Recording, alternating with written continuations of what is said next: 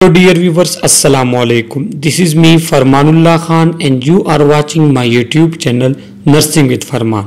आज की इस इम्पोर्टेंट वीडियो में हम सब्जेक्ट क्वांटिटेटिव रीजनिंग के एक इम्पोर्टेंट यूनिट को डिस्कस करेंगे जिसका नेम है रेट, रेशो एंड प्रोपोर्शन, जो कि सब्जेक्ट क्वांटिटेटिव रीजनिंग का यूनिट नंबर 4 है।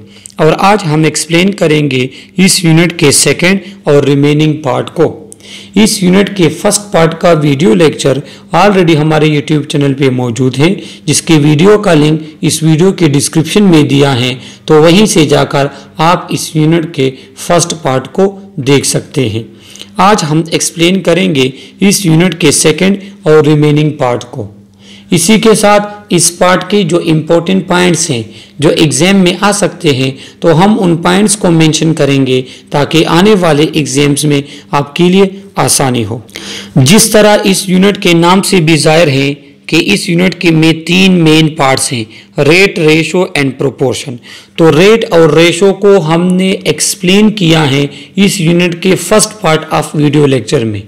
सेकंड और रिमेनिंग पार्ट में हम डिटेल से एक्सप्लेन करेंगे प्रोपोर्शन को, और इसके साथ इन तीनों में क्या डिफरेंस है वो भी हम एक्सप्लेन करेंगे इस second part of video lecture में। तो चलो स्टार्ट कर लेते हैं सेकंड पार्ट को। देखो, अगर मैं सिंपल बता दूं तो रेशो हमारे पास कंपैरिजन है दो क्वांटिटी का, लेकिन वो क्वांटिटी के यूनिट सेम होने चाहिए। अगर उनके यूनिट डिफरेंट है तो उसको हम रेट कहेंगे। अब प्रोपोर्शन किसे कहते हैं? Proportion is an equality between ratio. Ratio को जब हम इक्विलिटी के फॉर्म में लिखते हैं इसको कहते हैं प्रोपोर्शन। अब प्रोपोर्शन जो है ये इंतहाई इंपॉर्टेंट है। क्यों? क्योंकि आगे आने वाले स्लाइड्स यूनिट्स जो हैं उसमें ये प्रोपोर्शन काफ़ी ज़्यादा जगहों पे इस्तेमाल होता है, और उसका जो क्लू है वो आगे स्लाइड में मैं आपको दे भी दूंगा कि आगे डोज कैलकुलेशन जो होगी हमारी आगे आने वाले यूनिट्स में, तो उसमें ये प्रोपोर्शन काफ़ी ज़्यादा यूज़ हुआ है। अब प्रोपोर्शन किसे कहते हैं? जब हम दो रेशो को इक्विलिटी के फॉर्म में लिखते हैं तो इस तरह के फॉर्म को हम कहते हैं proportion. The equation of proportion is A ratio B equal to C ratio D। तो ये हमारे पास बेसिकली प्रोपोर्शन की रिप्रेजेंटेशन है, इक्वेशन है उसकी। Where A, B, C and D will usually be numbers or variable. The reason we care about proportion is that they give us a way to find an unknown part of one of the ratio involved. देखो, मिसाल के तौर पे अगर मैं आपको कहूं कि इंटरनेशनली 2 पेशेंट के लिए एक नर्स होनी चाहिए, हमारे जो है वार्ड में 10 पेशेंट हैं, अब कितनी नर्स होनी चाहिए इसके लिए?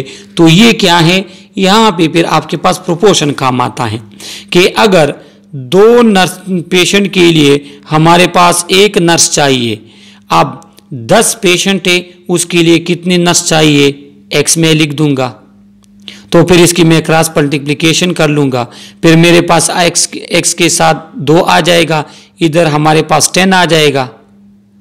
अब मैं क्या करूंगा, 2x को 2 पे डिवाइड करूंगा, ये खत्म हो जाएगा, इधर मेरे पास 2 पे डिवाइड करूंगा 5 आ जाएगा। तो फिर क्या हो गया, सॉल्यूशन आ गया कि अगर 2 पेशेंट के लिए एक नर्स नीड होता है केयर के लिए, तो 10 पेशेंट के लिए 5 नर्सेज नीड होंगे। तो बताने का मकसद ये है कि अगर 2 रेशो हैं उसमें एक वैल्यू हमें मालूम नहीं है और उसको हम फाइंड करना चाहते हैं, तो हम उसको प्रोपोर्शन के फॉर्म में लिख दें, और जब प्रोपोर्शन के फॉर्म में लिखेंगे तो हम एक अननोन वैल्यू को फाइंड कर सकते हैं। यहाँ पे एग्जाम्पल भी दिया है कि the total enrolment in is listed as 3752 students and the student faculty ratio is listed as 13:1।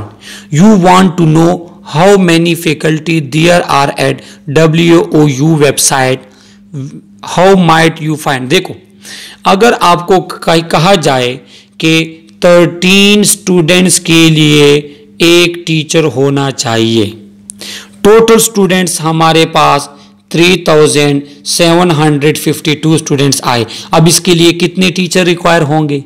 तो यहाँ पे क्या है, यहाँ पे 13 स्टूडेंट्स के लिए अगर एक टीचर है तो 3752 स्टूडेंट्स के लिए कितने टीचर होंगे?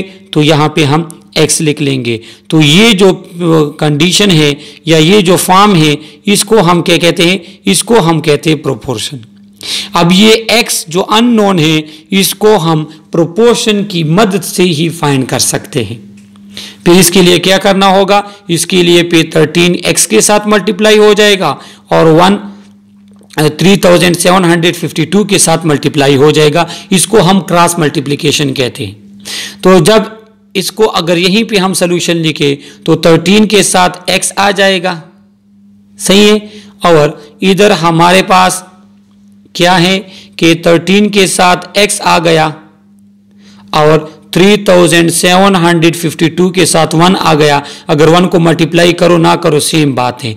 तो ये साइड मैं 13 पे डिवाइड करूं, ये साइड भी मैं 13 पे डिवाइड करूं, ये तो कैंसिल हो जाता है। और इसको अगर हमने सॉल्व करे तो इससे हमारे पास वैल्यू कितनी आती है? वैल्यू आती है 288.6। मतलब क्या है कि अगर 13 स्टूडेंट्स के लिए एक फैकल्टी चाहिए था तो इतने स्टूडेंट के लिए 288 या राउंड अबाउट 289 स्टूडेंट फैकल्टी चाहिए। तो ये प्रोपोर्शन का फायदा है कि प्रोपोर्शन की मदद आप रेशो के किसी भी अननोन वैल्यू को फाइंड कर सकते हैं। यहां पे आप लोग देख लें कि A/B C/D, तो इसको हम कैसे लिखेंगे? हम 13/1 और 3752 डिवाइड बाई x, ये हमने लिख दिया। हम इनकी क्रॉस मल्टीप्लिकेशन करेंगे। क्रॉस मल्टीप्लिकेशन x 13 के साथ मल्टीप्लाई होगा और जो हमारे पास 1 है वो मल्टीप्लाई होगा इसके साथ। तो क्रॉस मल्टीप्लिकेशन यहाँ पे इन्होंने आप लोगों के सामने की है। तो फिर क्या है कि 13x के साथ इसके साथ 1। अब दोनों साइड को हम क्या कर लेते हैं? 13 पे डिवाइड करेंगे। इसको भी 13 पे डिवाइड, इसको भी 13 पे डिवाइड। तो जब यहाँ पे इन्होंने आपको लिख के दिया है तो इसको अगर 13 पे मैं डिवाइड करूं तो ये तो मेरे पास कैंसिल हो जाता है। तो इस साइड पे सिर्फ x बचेगा। तो यहाँ पे क्या है? यहाँ पे x बच गया है। 3752 को अगर आप 13 पे डिवाइड करते हो तो उससे आपकी ये वैल्यू आती है। तो सिंपल कहने का मकसद ये है कि अगर हम दो रेशो को आपस में कंपेयर करते हैं इक्वलिटी के साइन से तो इसको हम प्रोपोर्शन कहते हैं, सही है। इसको हम प्रोपोर्शन कहते हैं। और इस प्रोपोर्शन का फायदा ये है कि इसमें हम एक अननोन वैल्यू इजीली फाइंड कर सकते हैं अगर हमें बाकी 3 वैल्यूज का पता हो। और दोनों में हम क्रॉस मल्टीप्लिकेशन के जरिए वैल्यू फाइंड करेंगे। तो प्रोपोर्शन पे आप लोगों ने 100% प्रैक्टिस करना है क्योंकि यही प्रोपोर्शन 3-4 यूनिट्स में यूज होता है। Assume there are 2 quantities x and y, neither of which you know. However, you know 2 things about them. The total x plus y, the total number of both quantities. The ratio of quantity x to quantity y is A/B. Then you can use the compare to the whole method. This say that to find quantity x you use the proportion। क्या है ये? आपको ये बताती हैं कि अगर आपके पास क्या है, आपके पास 2 क्वांटिटी हैं। अब उन 2 क्वांटिटी की वैल्यू कितनी है आपको नहीं पता, उनके अलग अलग वैल्यू नहीं पता, लेकिन दोनों के समेशन या टोटल वैल्यू का आपको पता है। जब दोनों के टोटल वैल्यू का आपको पता है तो उसके लिए फिर आप प्रोपोर्शन यूज कर सकते हो। तो प्रोपोर्शन फिर हम यूज कैसे करेंगे कि a divide by a plus b। तो ये हमारे पास क्या है? ये प्रोपोर्शन, और इसके जरिए आप उस वैल्यू को फाइंड कर सकते हो। अब यहाँ पे a प्लस b का मुझे पता है, सही है। और अगर हम इसको इस फॉर्म में लिखे तो x प्लस वाई का हमें पता है, तो इस x को फिर हम फाइंड कर सकते हैं। तो क्या करना है? अगर हमारे पास किसी भी वैल्यू का होल पता है लेकिन इंडिविजुअल उस वैल्यू की कीमत नहीं पता, तो उसको भी हम प्रोपोर्शन के ज़रिए फाइंड कर सकते हैं अगर हम उसको इस फॉर्म में लिख दें। तो कहने का ये मकसद है कि अगर आपने एक वैल्यू को फाइंड करना है तो उस वैल्यू के बारे में आपको दो चीज़ें पता होनी चाहिए। एक तो उसका टोटल का स्कोर, दूसरा ratio of quantity x to quantity y, मतलब उसका रेशो भी पता होना चाहिए कि x आपके पास y के मुकाबले में x कितना है। अब यहाँ पे देख लेना कि यहाँ पे अगर मुझे x का पता है, यहाँ पे मुझे जो है ना इनकी समेशन का पता है, ये a प्लस बी का पता है, तो इसमें a की वैल्यू कितनी है ये फिर मैं आपके पास फाइंड कर सकता हूँ। अब इसको नेक्स्ट स्लाइड में एग्जाम्पल के ज़रिए आप लोगों को समझाया है और उसको देखने के बाद और उसको समझने के बाद फिर आपको इस चीज़ का पता चल जाएगा कि अगर हमारे पास होल वैल्यू मौजूद है तो क्या उससे हम प्रोपोर्शन की मदद से किसी एक वैल्यू की जो है उसकी क्वांटिटी हम फाइंड कर सकते हैं या नहीं कर सकते। यहाँ पर देख लें, you can walk 2 miles in 36 minutes. 36 minute में आप 2 माइल्स फासला आपने तय किया। How long will it take you to walk 5 mile? Give you answer as a number of hour plus a number of minute. That is, you will express 70 minutes as 1 hour and 10 minutes. Remember that there are 60 minutes in hour. देखो, अगर आपसे एक question किया उन्होंने कि अगर आप 36 minutes में 2 माइल जाते हो तो 5 माइल के लिए कितना टाइम लगेगा आपको। तो इसमें क्या है, इसमें इंतहाई सिंपल सा जो है वो क्रॉस मल्टीप्लिकेशन वाला ये क्वेश्चन है कि अगर मैं लिख दूं कि मैं 2 माइल्स क्या करता हूं, 2 माइल्स जो है वो मैं फासला तय करता हूं 36 मिनट्स में। अब 5 माइल्स में फासला कितने टाइम में तय करूंगा, x में। तो इसकी आप सिंपल क्रॉस मल्टीप्लिकेशन कर ले तो x जो है ना, x आ जाएगा 2 के साथ इक्वल है 36 के साथ हमारे पास आ जाएगा क्या, 5 आ जाएगा। अगर 36 को हम 5 के साथ मल्टीप्लाई करें तो जब हम आपस में इनको मल्टीप्लाई कर ले तो इससे हमारे पास आ जाता है 180। इधर हमने x को छोड़ना है तो 2 के डिवाइड कर लेंगे, ये x रह जाएगा, सही है। और 180 को 2 पे डिवाइड करें 90। तो क्या है, तो इनका मतलब ये है कि अगर आप 2 माइल्स का फासला 36 मिनट में तय करते हो तो 5 माइल्स का फासला जो है ना वो आप कितने, वो 90 मिनट्स में तय करोगे। तो ये प्रोपोर्शन का एक एग्जाम्पल था क्वेश्चन, और एग्जाम में भी आप लोगों के इस तरह क्वेश्चन आएंगे जिसको आप लोगों ने खुद सॉल्व करना होगा। तो आप अपने क्रॉस मल्टीप्लिकेशन और प्रोपोर्शन के सॉल्यूशन वगैरह को इस पे आप लोग प्रैक्टिस जितनी ज़्यादा करोगे उतने अच्छे तरीके से आप इन क्वेश्चन को सॉल्व कर सकोगे। ये एक्सरसाइज आप लोगों के लिए है। यहाँ पे देख ले कि ये आपको कहते हैं कि 1/3 of an acre of land in 90 minute, how long will it take. कहते हैं कि अगर एक लॉन है आपके घर के सामने, आप उसका तीसरा हिस्सा, 1 एकड़ का तीसरा हिस्सा 1/3 पार्ट ऑफ एकड़ वो आप 90 मिनट में तय करते हो, तो 2 एकड़ का हिस्सा या उतना फासला आप कितने टाइम में कवर करोगे। तो ये आप लोगों ने क्या करना है, क्रॉस मल्टीप्लिकेशन के जरिए करना है कि 1/3 पार्ट आप 90 मिनट्स लेते हैं तो 2 एकड़ आपसे कितना टाइम लेगा। तो वही आप क्या करने, आप लोगों ने क्रॉस मल्टीप्लिकेशन करनी है और इस जरिए आप लोगों ने इसको सॉल्व करना है। तो इस पे आप लोग प्रैक्टिस कर ले। फिर भी अगर आप लोगों को कोई क्वेश्चन हो तो इस वीडियो के कमेंट में फिर आप हमसे पूछ सकते हैं। अब एमसीक्यूज के हवाले से इंपॉर्टेंट स्लाइड्स हैं। 2 टाइप्स हैं हमारे पास प्रोपोर्शन के, एक है डायरेक्ट प्रोपोर्शन, एक है इनडायरेक्ट प्रोपोर्शन।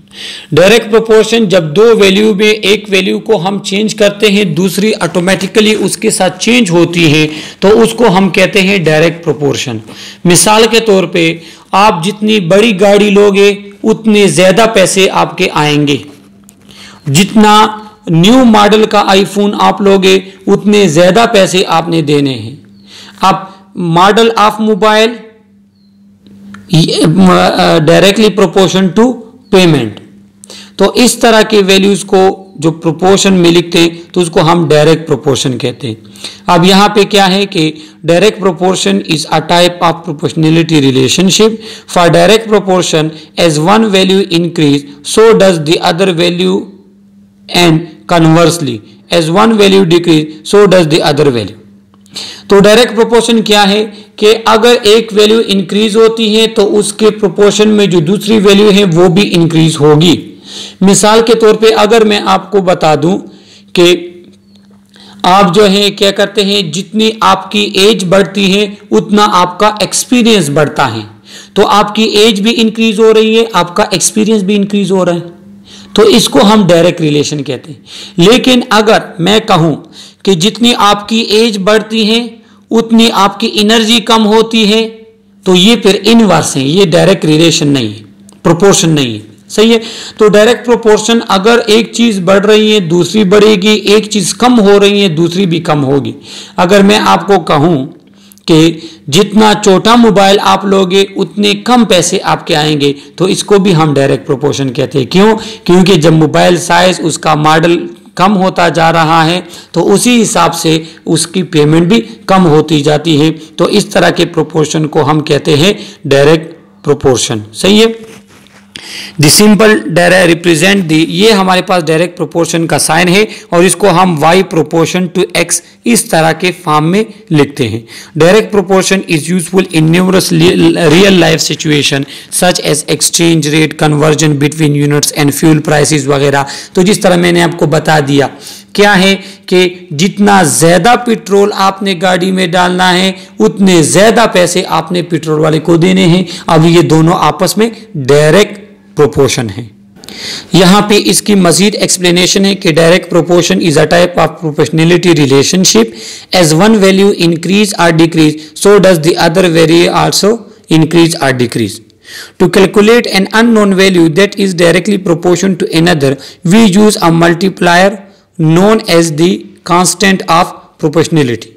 अब अगर एक वैल्यू मेरे पास है और दूसरी भी उसके साथ डायरेक्टली कोरिलेट कर रही है, डायरेक्टली प्रोपोर्शनेट है, लेकिन उसको मैंने फाइंड करना है, तो उसके लिए फिर हम कांस्टेंट क्या यूज करते हैं, x as a constant use करते हैं। सही है। फिर क्या होगा हमारे पास, फिर हमारे पास यहां पे आप लोग देख सकते हैं कि द सिंबल, ये जो सिंबल है हमारे पास ये क्या है, प्रोपोर्शनल सिंबल है, डायरेक्टली प्रोपोर्शनल टू x।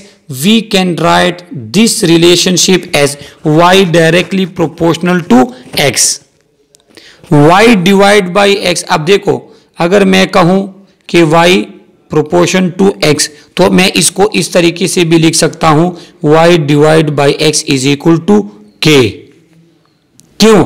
क्योंकि y फिर हमारे पास यहां पे अगर इस साइड पे आ जाते तो मैं उसको kx के साथ लिख सकता हूं। k जो है ये कांस्टेंट ऑफ प्रोपोर्शनलिटी है। We can deduce the direct proportion formula, हम डायरेक्ट प्रोपोर्शन फार्मूला को इस शक्ल में लिख सकते हैं। सही है। अब आप लोग कहोगे कि k कहां से आया, ये कांस्टेंट है, ये आपके सेटअप के मुताबिक डिपेंड करता है, इसकी वैल्यू डिपेंड करती है कैलकुलेशन के हिसाब से। ये जो हमारे पास अतर वगैरह होते हैं ना, जो ये कांस्टेंट खुद से लगाते हैं, तो उनकी मर्जी होती है कि वो इस के को कौन सा वैल्यू दे। तो कहने का ये मकसद है कि अगर आपको k की वैल्यू पता है और x का वैल्यू पता है तो आप फिर y की वैल्यू मालूम कर सकते हो। अब k की वैल्यू कहां से आएगी, वो आपके कैलकुलेशन से आएगी, जो आप कैलकुलेशन के हिसाब से सूट करती है। जितने भी वेरिएबल्स होते हैं जो हमारे कंट्रोल में नहीं होते, उसी के हिसाब से हम यहाँ पे फिर k की वैल्यू लगाते हैं। तो सिंपल मतलब जो डायरेक्ट प्रोपोर्शनल होगा उसमें एक वैल्यू इंक्रीज होती है दूसरी भी इंक्रीज होगी, एक वैल्यू डिक्रीज होती है दूसरी भी डिक्रीज होगी, और उसको हम इस शक्ल में भी लिख सकते हैं y इक्वल टू के एक्स, जिसमें कि हमारे पास कांस्टेंट है, x हमें पता होगा, y हमने फाइंड करना है, तो हम इसको इस शेप में भी लिख सकते हैं। और जब आप लोगों को डायरेक्ट प्रोपोर्शन का पता चला तो इनडायरेक्ट प्रोपोर्शन आप लोगों के लिए समझना इजी होगा। इनडायरेक्ट प्रोपोर्शन क्या है कि अगर एक वैल्यू इंक्रीज होती है दूसरी आपकी डिक्रीज होगी। क्या मतलब ये है कि जितना आपका हेल्थ स्टेटस खराब होता जाता है उतने ज्यादा आपने खुद पे खर्चा करना होगा, उतने ज्यादा आपने अपनी ट्रीटमेंट करनी होगी। अब आपके एक्सपेंडिचर बढ़ रहे हैं लेकिन हेल्थ स्टेटस या हेल्थ कंडीशन आपकी खराब हो रही है, तो इस तरह के प्रोपोर्शन को हम कहते हैं इनडायरेक्ट प्रोपोर्शन, या इसको हम इनवर्स प्रोपोर्शन भी कहते हैं। अब देख ली कि स्लाइड क्या कहता है कि inverse proportion is a type of proportionality relationship if two quantity are inversely proportional then as one quantity increase the other decrease. जो हमारे पास इनडायरेक्ट प्रोपोर्शनल वो कहते हैं अगर एक वैल्यू इंक्रीज होती है क्वांटिटी दूसरी डिक्रीज होगी, और मैंने एग्जाम्पल के जरिए आपको बता दिया। As example of inverse proportion will be the hours of work required to build a wall. If there are more people building the same wall, the time taken to build the wall reduce. क्या मतलब ये है? मतलब ये है कि आपको किसी भी जगह के बनाने के लिए जितने घंटे चाहिए तो वो नंबर ऑफ पर्सन के साथ इनवर्स प्रोपोर्शन है। अगर आप लोग बढ़ाओगे तो टाइम कम चाहिए होगा, लोग कम करोगे तो टाइम ज़्यादा चाहिए होगा। आप एक चीज़ इंक्रीज करते हो दूसरी डिक्रीज होती है, तो इस तरह के प्रोपोर्शन को हम कहते हैं इनडायरेक्ट प्रोपोर्शन। सही है, या इनवर्स प्रोपोर्शन भी हम इसको कहते हैं। तो इनका कंसेप्ट आप लोगों को पता होना चाहिए। यहाँ पे इसकी सिंपल एक्सप्लेनेशन है जिसमें ऐसा कुछ नहीं है कि inverse proportion is applied to real life problem such as speed of moving object determine whether an item will float और sink in water or the time taken to complete a finite task, whereas direct proportion is useful in numerous real life situations such as exchange rate conversion। वही बात है कि हमारे पास जो indirect जो है proportion वो हम कहाँ यूज़ करते हैं। जिस तरह मैंने आपको बता दिया कि अगर आप नंबर ऑफ लेबर या मजदूर बढ़ाओगे तो आपके पास टाइम कम लगेगा, नंबर ऑफ मजदूर कम होंगे तो आपके पास टाइम ज़्यादा लगेगा, तो ये इनवर्स रिलेशन है। Similarly to a directly proportional relationship we need to determine the constant of। वही बात है कि जिस तरह डायरेक्ट रिलेशन में कांस्टेंट k था यहाँ पे भी वही कांस्टेंट k होता है, लेकिन हम इसको किस तरह लिखते हैं अभी मैं आपको बता दूं।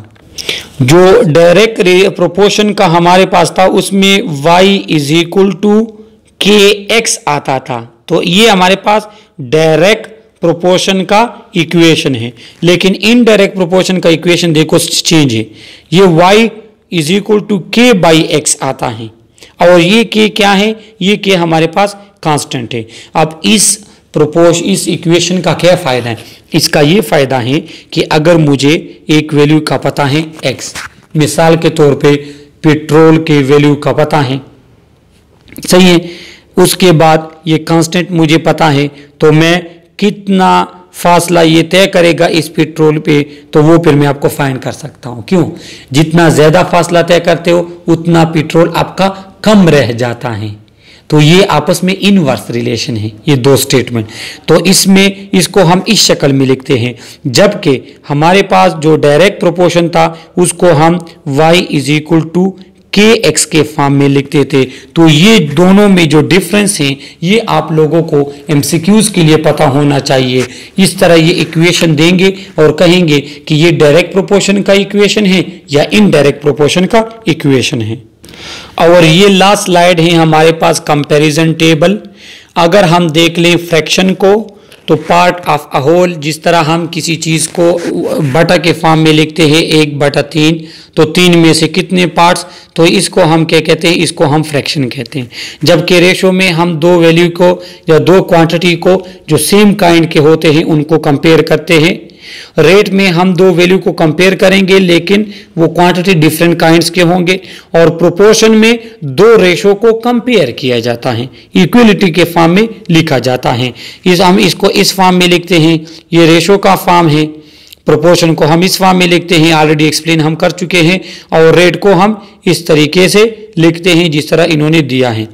यूनिट, तो फ्रैक्शन का यूनिट सेम होगा तो वो आपस में कैंसिल हो जाएंगे। रेशो का भी यूनिट नहीं होता, फ्रैक्शन का भी यूनिट नहीं होता। सही है, और प्रोपोर्शन का यूनिट नहीं होता, जबकि सिर्फ और सिर्फ रेट का यूनिट होता है। तो ये आप एमसीक्यूज के लिए याद रख लें। इस स्लाइड से आपके एग्जाम में एक से ज़्यादा एमसीक्यूज आएंगे, आपको पता होना चाहिए। स्पेशली ये चीज़ आप लोग एमसीक्यूज के लिए याद रख लें। सही है। इसके बाद ये आपको क्या करता है कि होल में कितने पार्ट्स आप ले रहे हो, फ्रैक्शन। ये आपको कंपैरिजन कराता है, रिलेटिव कंपैरिजन। ये आपको क्या करता है कि दो रेशो की कंपैरिजन होती है, उनकी इक्विलिटी होती है। और रेट आपको क्या करता है, फ्रीक्वेंसी पर चेंज ऑफ वन क्वांटिटी, कि एक क्वांटिटी दूसरे क्वांटिटी के मुताबिक कितना चेंज हो रही है। मतलब नंबर ऑफ मजदूर कितने चाहिए एक दिन के लिए, तो ये रेट है हमारे पास, और रेट आपको ये चीज प्रोवाइड करता है। यहां पे इन्होंने एग्जांपल दिए हैं जो फर्स्ट और second part of video lecture में हमने डिटेल से एक्सप्लेन किए हैं। और ये प्रैक्टिस के एमसीक्यूज हैं, और आपके एग्जाम में भी इस तरह एमसीक्यूज आएंगे कि अगर 4 नर्सेज 28 पेशेंट का केयर रख सकती हैं तो 7 नर्सेज कितने पेशेंट का केयर रखेगी। तो ये आप लोगों ने फिर एमसीक्यूज के लिए याद रखना है कि 28 पेशेंट का केयर 7 नर्सेज रख सकती हैं, 28 पेशेंट का केयर 4 नर्सेज रख सकती हैं, तो 7 नर्सेज कितने पेशेंट का केयर रखेगी। तो ये आप x, तो इसको आपने क्रॉस मल्टीप्लिकेशन में लिखना है, और x की वैल्यू आप लोगों ने फाइंड करनी है, जो प्रोपोर्शन में मैंने आप लोगों को समझा दिया। तो ये हमारे पास क्वांटिटेटिव रीजनिंग सब्जेक्ट का यूनिट नंबर 4 था। यहाँ तक किसी का कोई भी क्वेश्चन हो तो आप लोग कमेंट में हमसे पूछ सकते हैं। अपना ख्याल रखिएगा, मेहनत करें, और हमारे चैनल को सब्सक्राइब करें, बेल आइकन प्रेस करें, ताकि हर आने वाली वीडियो का नोटिफिकेशन आपको मिल सके। ओके, अल्लाह हाफिज़।